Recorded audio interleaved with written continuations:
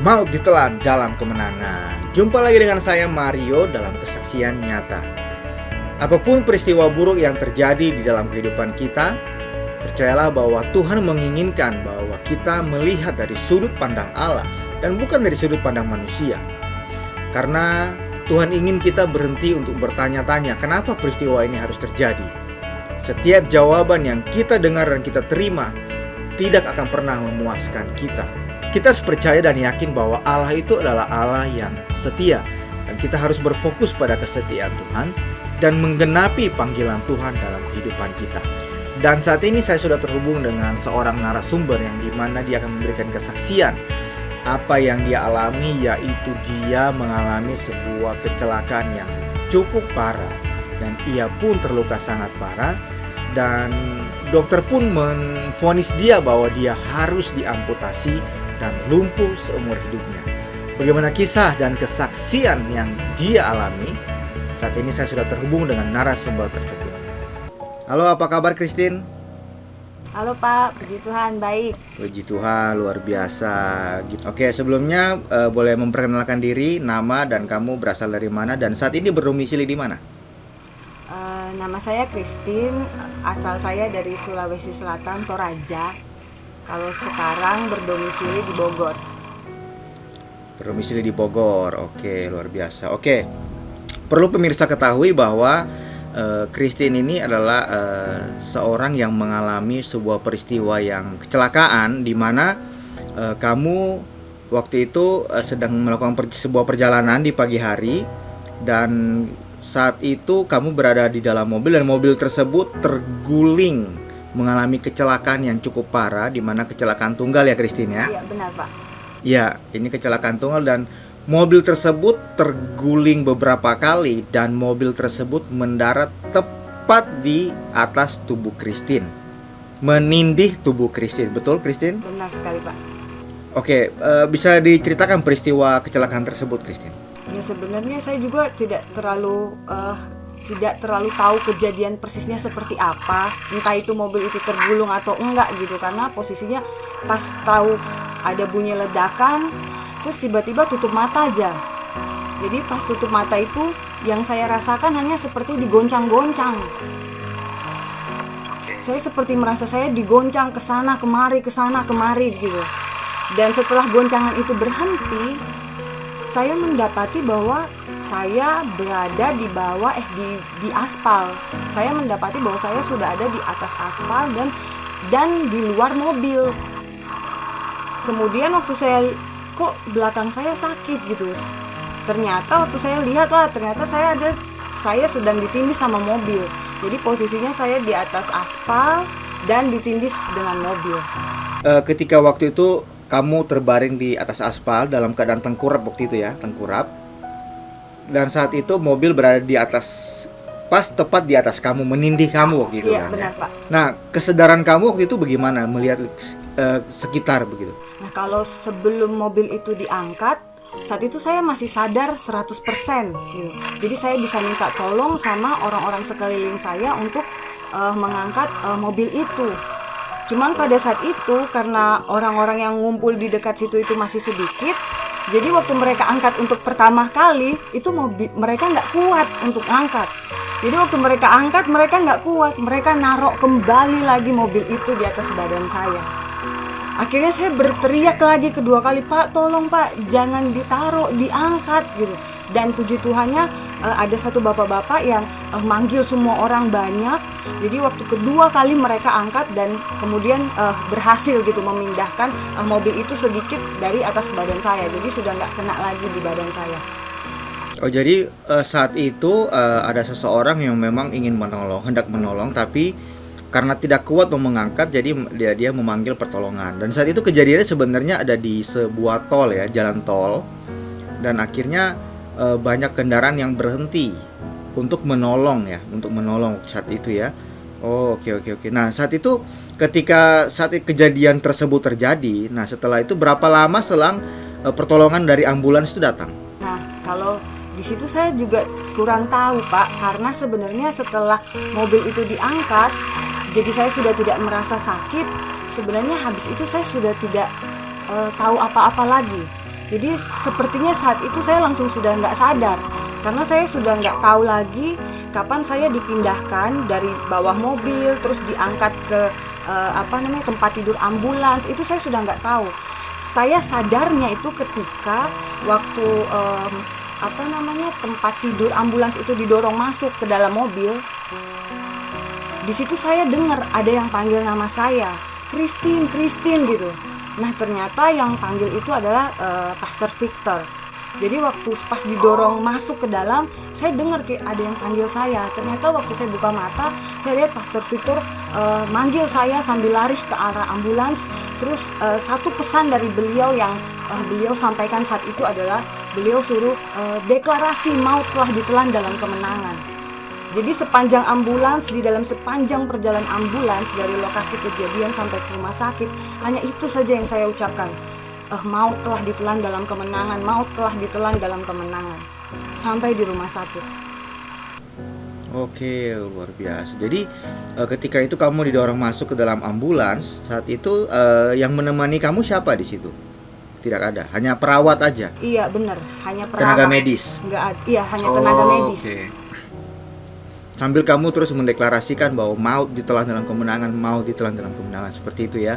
Kamu sambil berdoa ya. Oke, luar biasa. Nah, ketika Anda kamu udah di rumah sakit nih ya, apakah kamu mendengar saat itu keputusan dari dokter atau medis bahwa hasil dari apa yang mereka check up dari tubuh kamu, katanya kan tangan kamu, kaki kamu, bagaimana keputusan medis? Sebenarnya ada dua keputusan besar yang saat itu dokter sampaikan kepada saya. Yang pertama itu waktu dokter lihat, dokter cuma bilang, wah ini nggak bisa diselamatkan kakinya, jadi harus diamputasi. Itu yang pertama. Oke, itu kaki sebelah kaki keduanya apa kaki sebelah mana? Kaki kiri. Kaki sebelah kiri ya. Nah, kondisi kaki sebelah kiri kamu itu seperti apa sehingga tidak bisa diselamatkan? Kondisi kaki saya saat itu adalah engkelnya lepas, kemudian tulang keringnya itu remuk, dan daging di atas telapak kaki saya itu habis semua. Jadi waktu dilihat itu hanya kelihatan tulang-tulang dari jari kaki. Oke. Jadi cukup sangat parah sekali ya, maksudnya sampai tulang kaki, telapak kaki kamu itu kelihatan ya. Selain kaki apa lagi, Christine? Vonis kedua dokter adalah tangan kiri saya. Jadi karena waktu patah tulang yang terjadi itu membuat sarafnya robek, saraf tangan, sehingga vonis kedua dari dokter adalah tangan saya tidak bisa normal kembali seperti dulu. Oke. Jadi vonis itu dua. Pertama, kaki kamu diamputasi dan lumpuh seumur hidup. Ya pasti amputasi udah nggak bisa jalan ya. Yang kedua adalah tangan sebelah kiri ya waktu itu ya. Tangan sebelah kiri kamu itu saraf itunya sobek. Iya, ada saraf yang membuat saraf yang bisa bikin tangan ini terangkat sobek. Jadi nggak bisa terangkat.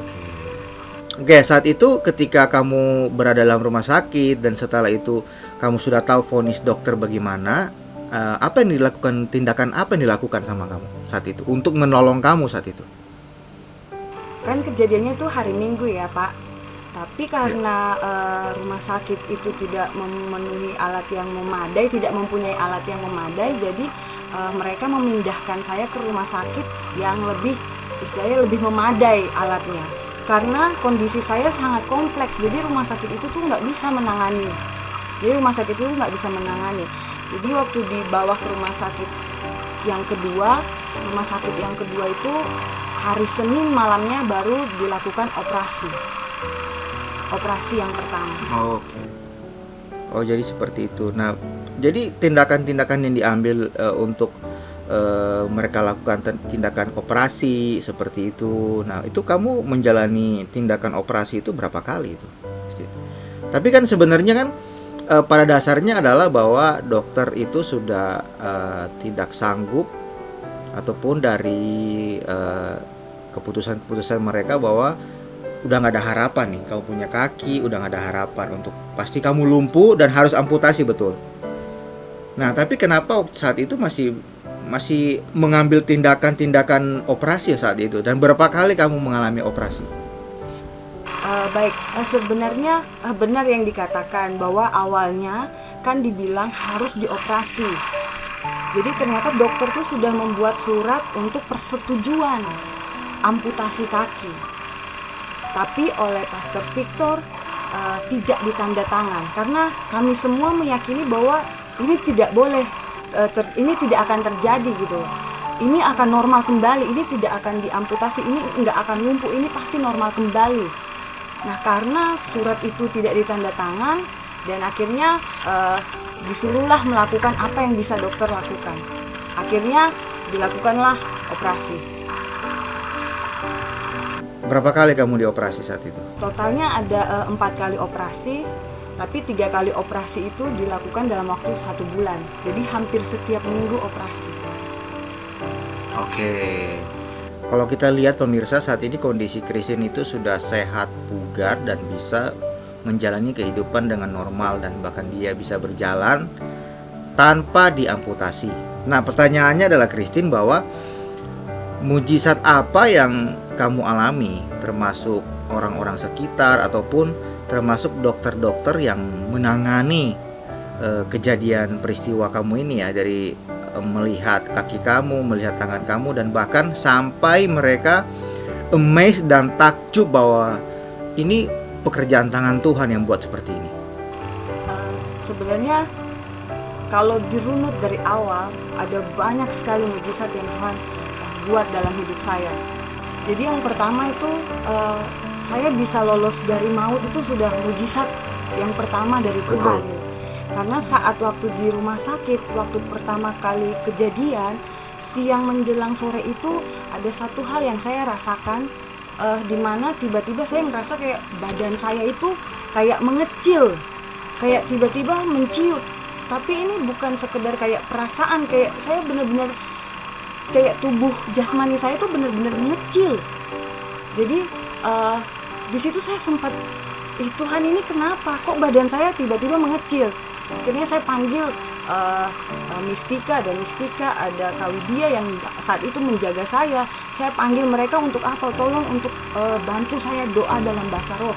Karena kok saya rasa saya semakin mengecil, dan di situ kekuatan saya juga jadinya kayak semakin hilang, kayak saya semakin lemas.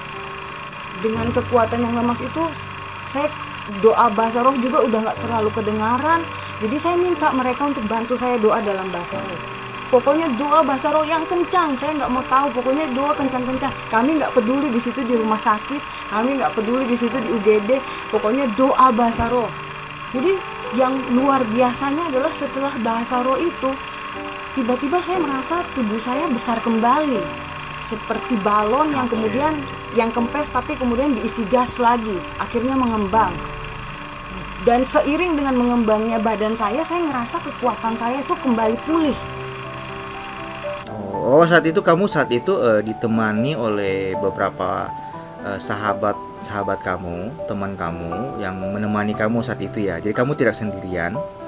Dan apakah itu perasaan kamu merasa kok tiba-tiba tubuh kamu mengecil? Apakah pengaruh obat, pengaruh kayak seperti suntikan atau apa? Enggak ya, seperti itu? Saya rasa sih tidak ya, karena kalau misalnya pengaruh suntikan kan obat terus masuk. Tapi kok habis doa bisa segar lagi, tapi obat tetap masuk. Jadi kan nggak ada pengaruhnya berarti, kan ya sama obat gitu. Oh, jadi waktu itu teman kamu yang menemani kamu, ada 2 orang ya waktu itu ya? Mujizat pertama nih. Kemudian ya, yang kedua adalah waktu kaki kiri saya itu divonis harus diamputasi. Bahkan dokter tuh benar-benar ngotot gitu bahwa ini nggak bisa, ini harus diamputasi gitu. Tapi di situ sekali lagi ada teman yang menguatkan saya saat itu, yang membisikkan di telinga saya, bilang bahwa semua fakta negatif bisa berubah, semua fakta negatif pasti berubah gitu. Dan dalam hitungan jam, jadi sebelum operasi dan setelah operasi, saya operasi kurang lebih jam 8 malam, keluar jam 3 subuh, dan paginya di situ waktu dokter ngecek, ternyata kaki saya kan disuruh nih, coba gerakin jari kaki kamu, dan ternyata kaki saya bisa bergerak, jarinya bisa bergerak. Artinya operasi itu berhasil. Dokter yang awalnya bilang nggak bisa, tiba-tiba ngacungin jempol. Bagus. Dokter yang sama yang bilang harus amputasi, setelah menjalani dia cek operasi digerakkan bisa, dan akhirnya tidak jadi. Dokternya bilang tidak perlu amputasi. Langsung dikasih Wah, jempol. luar biasa. Wow, dahsyat. Oke, terus?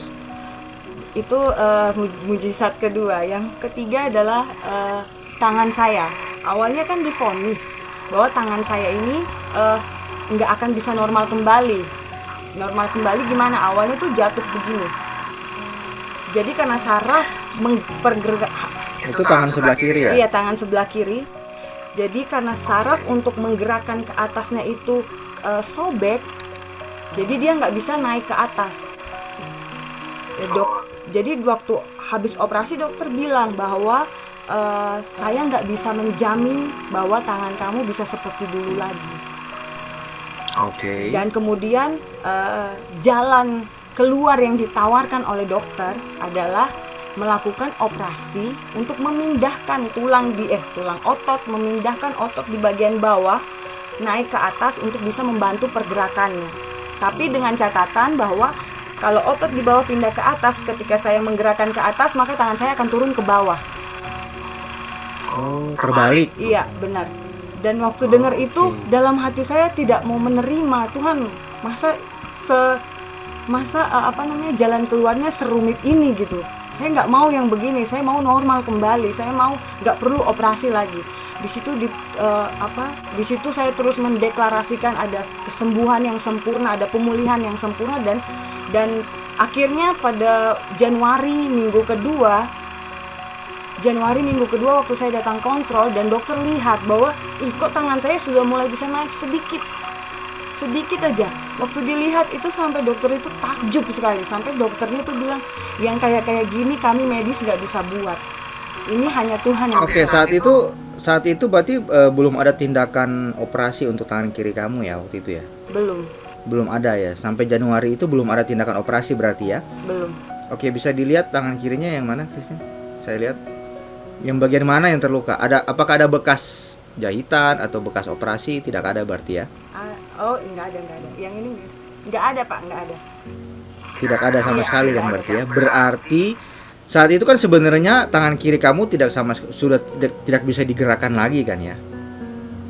Oke, pemirsa bisa lihat tangan kirinya ini, bisa dilihat. Nah, oke Christine, saat itu pada kejadian yang saya teringat pada saat kejadian yang sama tentunya bahwa di hari yang sama ketika kamu mengalami kecelakaan, tentu dalam keadaan kondisi kritis seperti itu kan bisa dibilang kalau kamu mendengar kata dokter bahwa kaki kamu harus diamputasi, kamu harus tidak lagi berjalan, sudah tidak bisa berjalan lagi selamanya, lumpuh seperti itu. Nah, kondisi mental kamu waktu mendengar vonis dokter seperti itu seperti apa?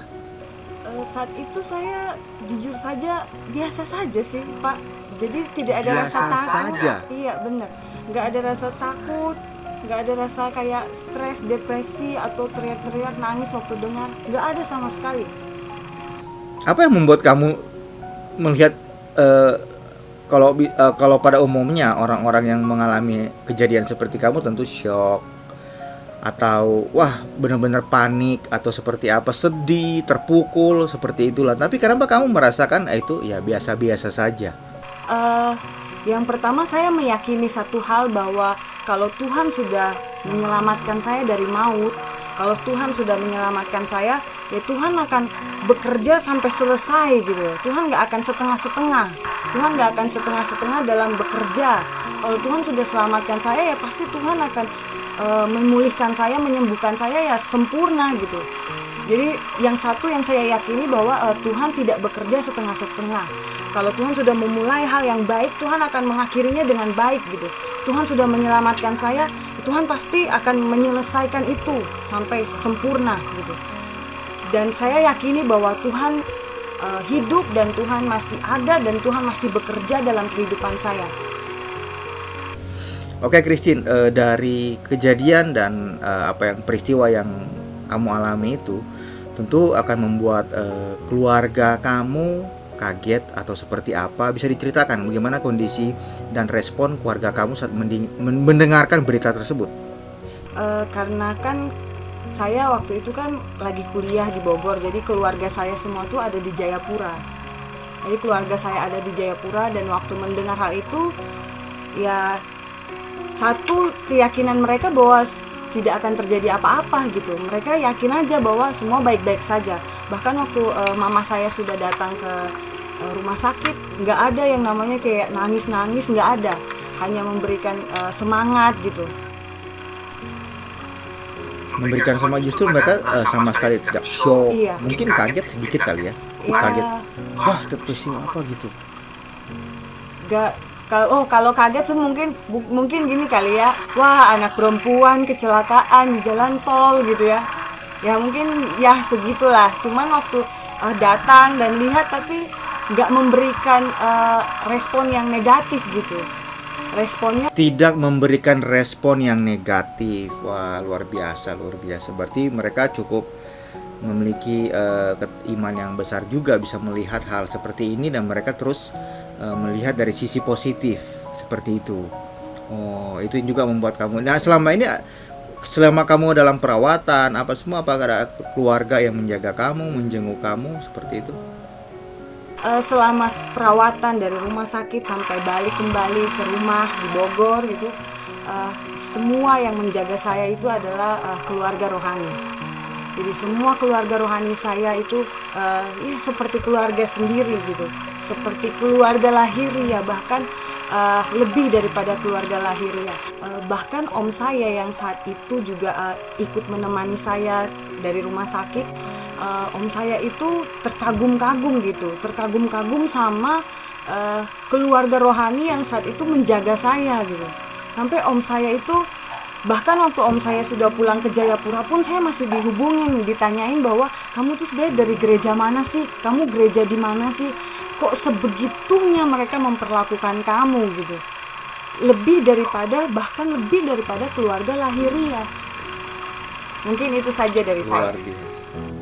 Luar biasa. Itulah pemirsa, saat ini kita sudah bisa mendengar apa yang menjadi kesaksian hidup dan kesaksian nyata yang dialami oleh Christine sendiri. Dan peristiwa apapun yang kita alami, percayalah bahwa jangan pernah meragukan Tuhan. Dan apapun yang kita alami, Tuhan itu adalah Allah yang setia, yang selalu menolong kita. Jadi pemirsa, jangan pernah meragukan Tuhan. Dia adalah Allah yang setia.